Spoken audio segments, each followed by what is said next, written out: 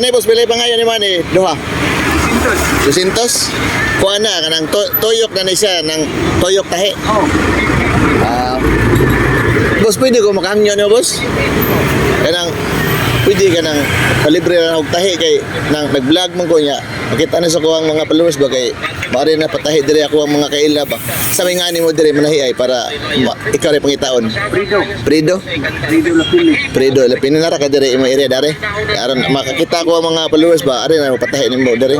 Unsa lugar dire gani? Ongkira. San Carlos Ongkira kana tahianan dali sa patas na. Ya, okay ra librehon lang ko ni man nagtahi. Okay ra. Ya balik ko na nako. Oh, libre tayo. Salamat usa. A few moments later. Asa man? Oh, dara.